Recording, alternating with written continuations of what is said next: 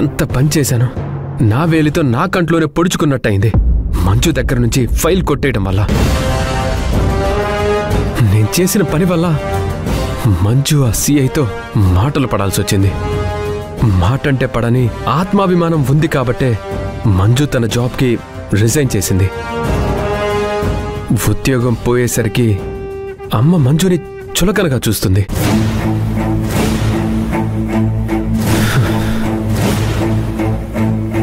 నేనే ఆ ఫైల్ తీశానని మంజుతో చెప్తే మంజు మళ్ళీ జాబ్లో జాయిన్ అవ్వచ్చు కదా.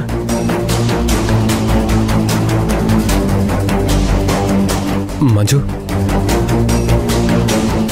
నీ బాధ నాకు అర్థమవుతుంది మంజు. ఆ ఫైల్ని ఎవరు దొంగిలించారనేదే కదా.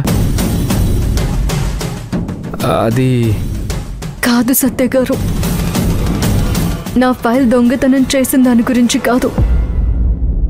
ఇప్పుడు నువ్వు ఆలోచిస్తూ బాధపడేది ఫైల్ గురించి కదా. ఫైల్ ఎక్కడికి పోతుందండి? ఈ రోజు కాకపోతే రేపైనా దొరుకుతుంది. మరింకా దేని గురించి బాధపడుతున్నావు? మా అమ్మను భిక్షాటన చేయమంటుంది మీ అమ్మ. మా అమ్మను అనాథాశ్రమంలో పడేయమంటుంది మీ అమ్మ. ఈ రెండు జరగకుండా ఉండాలంటే మీ అమ్మగారి వడ్డీ వ్యాపారం ఫైనాన్స్ ని నేను కూడా చేయాలంట. అమ్మకు నీకు మధ్య ఈ టాపిక్ ఎందుకు వచ్చింది మంజు? ఉద్యోగం ఊడిపోయేసరికి నన్ను అత్తయ్య గారు అనరాని మాటలు అంటున్నారు సత్య గారు.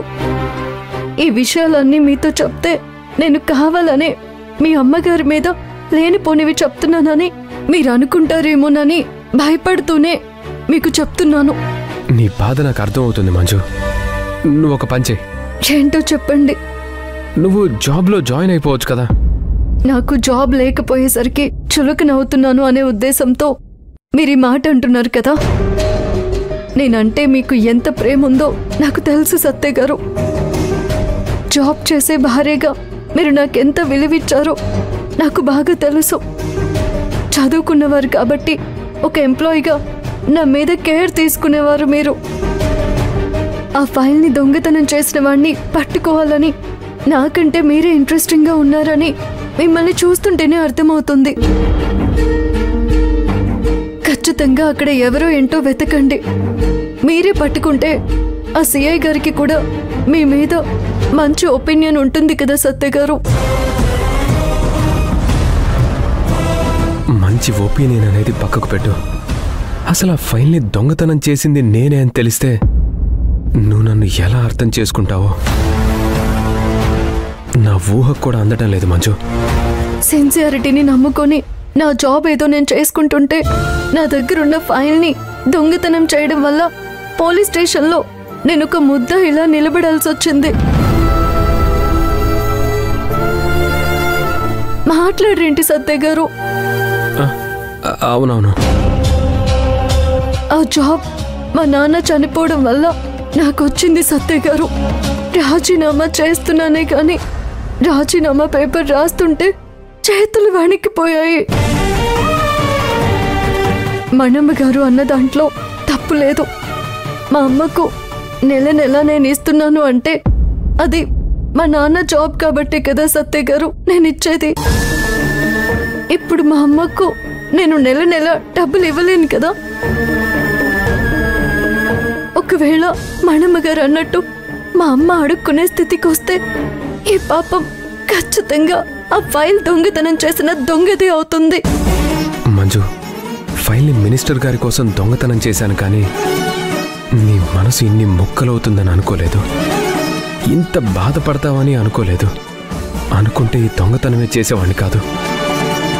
నేను బాధపడుతుంటే నా బాధను చూసి మీరు బాధపడుతున్నారు.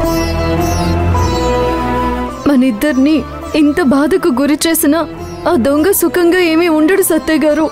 మంజు, నేను చెప్పేది విను. మీరేం చెప్పబోతున్నారో నాకు తెలుసు. నన్ను జాబ్లో జాయిన్ అవ్వమంటున్నారు అంతే కదా? అవును మంజు, ఆ దొంగతనం చేసిన అతన్ని పట్టుకుందాం. నేను రోడ్డు మీద వెళుతున్నప్పుడు ఇద్దరు రౌడీలు గొడవ పడుతున్నట్టు నటించారు. వాళ్ళని పట్టుకుంటే అసలు దొంగ బయటకు వచ్చేస్తాడు సత్య గారు.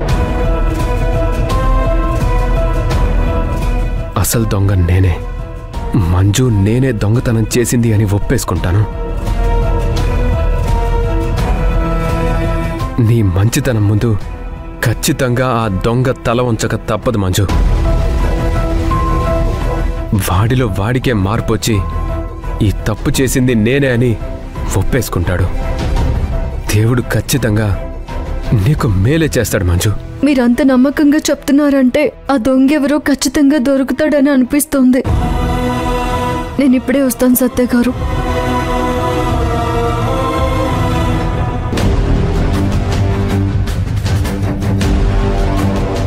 నేను ఒప్పేసుకుంటాను మంజు. నీ బాధ నేను చూడలేకపోతున్నాను. ఆ ఫైల్ని నేనే దొంగిలించానని నీతో చెప్పేస్తా.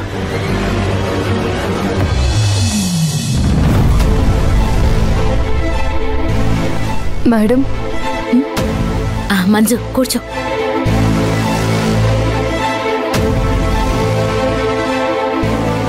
బాగా బాధపడుతున్నట్టున్నావు. అవును మేడం. ఏమైంది మంజు? ఫైల్ పోయింది, జాబ్ పోయింది మేడం. అందుకే నా బాధ ఫైల్ పోయినందుకే మేడం. బాధపడితే ఏం ప్రయోజనం మంజు?